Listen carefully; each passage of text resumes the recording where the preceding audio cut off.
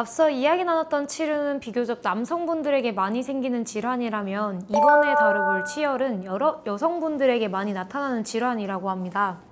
통증도 심하고 생각보다 일상적으로 많이 생길 수 있는 질환이라고 하는데요.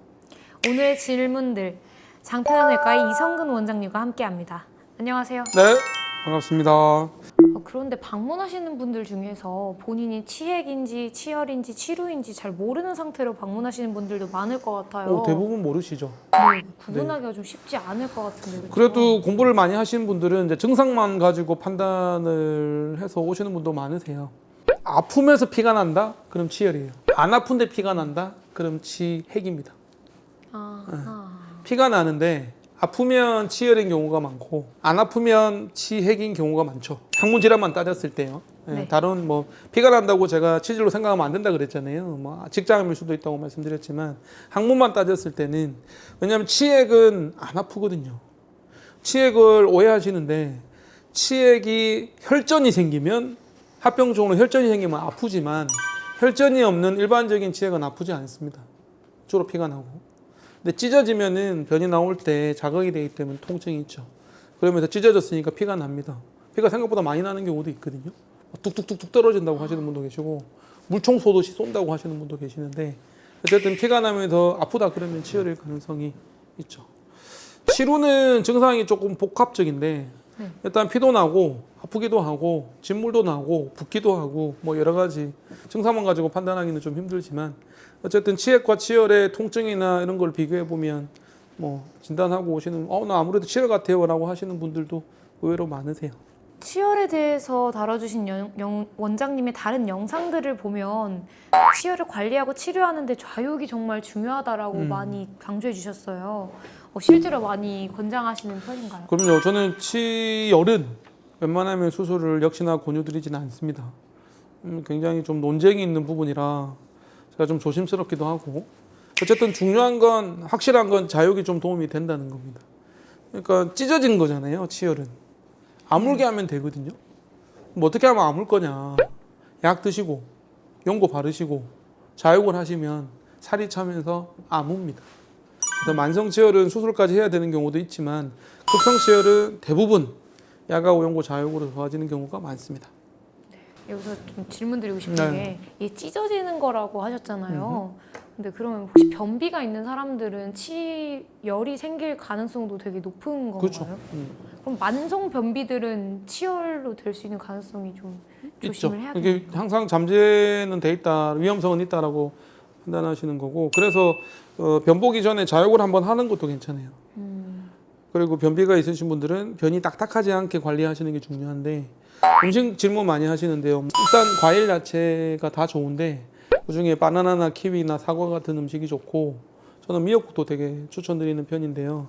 어쨌든 과일 야채는 다 좋습니다. 식이섬유, 유산균 같은 그리고 물도 좀 드시고 그래서 변을 안 딱딱하게 하는 게 중요하죠. 근데 그 좌욕이라는 게 사실 엄청 효과적일 거라는 건 상상이 가지만 또 이렇게 막상 환자분들한테 권하면 좀 귀찮아하시는 분들도 꽤 많을 것 같아요. 뭔가 사야 될 것 같기도 하고 또 시간도 많이 걸릴 것 같기도 하고 이런 분들에게는 어떻게 추천해 주시고 말씀하시는지 또 맞아요. 궁금합니다. 좌욕이 좋은 습관인데 네. 참 지키기 어렵죠.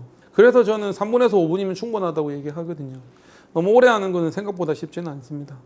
막 10분, 30분씩 하고 있으면 힘들어요. 이걸 또 매일 한다고 생각하면 하루에 여러 번 한다고 생각하면 심지어 수술하신 분들도 좌욕하라 그러면 잘 못 하시거든요. 생각보다 힘들다고 얘기를 합니다. 그래서 또 유혹에 빠지기 쉬운 게 이제 비싼 장비를 사는 거죠. 몇십만 원짜리 장비를 사는 겁니다. 이거 하면 금방 좋아진다고 유혹을 하니까 광고를 하니까 막 30만 원짜리, 50만 원짜리 이렇게 사는데 저는 그냥 물에 담그는 게 제일 좋다고 항상 얘기하거든요. 대하나 요즘에는 변기 위에 올리는 좌욕기가 뭐 10,000원이면 삽니다. 좀 더 싼 것도 있지만 그런 거 해서 물 받아서 엉덩이 한번 담그시면 도움이 되고요. 정말 그거마저 시간이 안 되시는 분들은 그냥 샤워할 때 항문을 좀 따뜻하게 해주는 게 좋다 이렇게. 그 다음에 맹물에 하셔도 돼요. 뭐 이것저것 탈 필요 없어요. 뭐 소독약 타시는 분도 계시고 뭐 쑥 타시는 분도 계시고 소금 타시는 분도 계신데 그럴 필요 없고 그냥 맹물에 하시면 되고 주의해야 될 건 앞에도 한 말씀드렸지만 뜨거우면 안 된다. 미지근한 물 37도에서 40도 정도 되는 목욕탕 온탕 정도 되는 우리 몸의 체온 정도의 뜨겁지 않은 물에 하시는 게 중요하겠습니다. 또 이게 연고로 치료가 가능하다, 수술이 꼭 필요하지 않다 이렇게 말씀해 주셨는데 이 부분도 좀 궁금해요. 그래요. 제가 치열 수술을 요즘 안 하는 이유는 좋은 연고가 등장했기 때문입니다. 그러니까 치열 전용 연고가 있습니다. 저는 그게 등장한 다음부터는 치열 수술을 웬만하면 안 하거든요. 거의 안 합니다. 확 줄었습니다. 정말 효과가 좋거든요. 근데 문제는 그 연고를 처방하는 데가 많지 않다. 만약에 제가 치열로 고민하고 있다면 그 연고 한번 써보고 싶다는 생각이 들 것 같아요. 저는 첫 번째 치료 방법은 그 연고를 쓰고요. 금방 아물지는 않거든요. 이게 아무래도 좀 찢어진 게 깊으면, 찢어진 게 오래됐으면 몇 번 바른다고 금방 아물지는 않습니다. 항문은 또 늘어나고 이런 이완과 수축을 반복하는 곳이기 때문에 또 찢어졌다가 아물었다, 찢어졌다 아물었다, 이만큼 찢어졌다가 그다음 아물면서 이만큼 찢어졌다가 나중에는 아물게 되거든요. 시간이 꽤 많이 걸리기 때문에. 근데 제가 치열 수술을 웬만하면 안 하는 이유는 연고도 효과가 있기 때문이기도 하지만 치열 수술의 합병증이 좀 무섭기 때문이에요. 치열 수술은 이제 공부를 해보시면 아시겠지만 관략근을 째서 항문을 좀 넓혀주는 수술이거든요. 결국에는 항문의 힘을 좀 떨어뜨려서 항문 관략근의 힘을 좀 떨어뜨려서 상처를 회복시킨다는 기전인데 이게 이제 문제가 변실금이라는 합병증이 좀 생길 수 있는 거죠. 아까 우리 지난번에 치료편에서 얘기를 드렸지만 그래서 조금이라도 위험성이 있는 수술이기 때문에 저는 좀 조심스러운 부분은 있는 건데요. 근데 치열 수술을 많이 하시는 분들은 괜찮다. 조금만 잘하면 괜찮다라고 얘기들은 하시거든요. 근데 한 번씩 가슴이 철렁할 때가 있기는 합니다. 그래서 만약에 관략근 측방 절제술을 하려면 저는 항문학 검사를 반드시 해야 된다고 생각을 하고 항문학 검사를 해서 항문 관략근이 낫지는 않는지 확인한 다음에 수술을 진행하는 게 맞다고 생각을 하는데 그래서 치열 수술은 되게 이게 조금의 차이가 근육을 조금 째면 확 조금 그 차이가 되게 크거든요. 그래서 경험과 실력이 좀 필요한 부분인 것 같아요. 갑자기 또 궁금해지는 게 이 치열이라는 게 대변을 볼 때만 그렇게 찢어지는 통증을 느끼시는 건지 아니면 그냥 평상시에도 계속 그 찢어진 느낌으로 찢어져 있으니까요.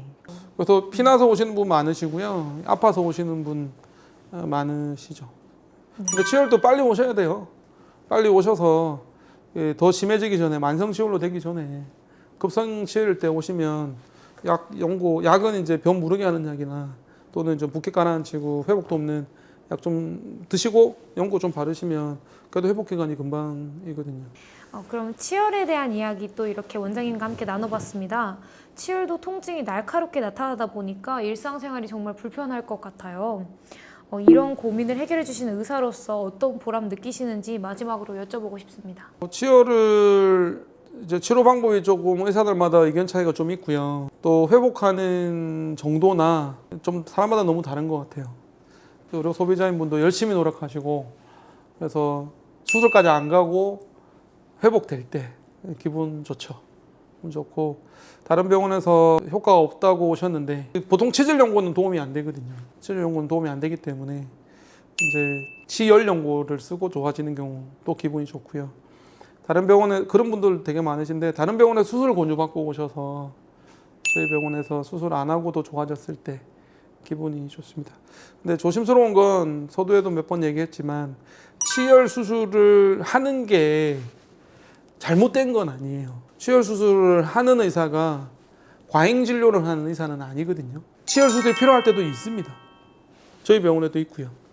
근데 제가 이제 유튜브에서 이런 얘기를 몇 번 했더니 그런 오해들을 많이 하셔서 다시 한번 강조를 드리는데 치열 수술이 필요할 때가 있으니 치열 수술을 하자고 하는 의사가 틀린 건 아니다. 얘기를 마지막으로 드리고 싶습니다. 원장님마다 다른 치료 방법이 있다는 거 말씀드리고 싶습니다. 네, 그 다음 편에서는 정말 너무나도 중요하게 항상 말씀해 주시는 대장 내시경에 대해서 진료 철학과 경험에 대한 이야기 들어보겠습니다. 다음 편에서 더 이어가겠습니다. 네, 고맙습니다. 감사합니다.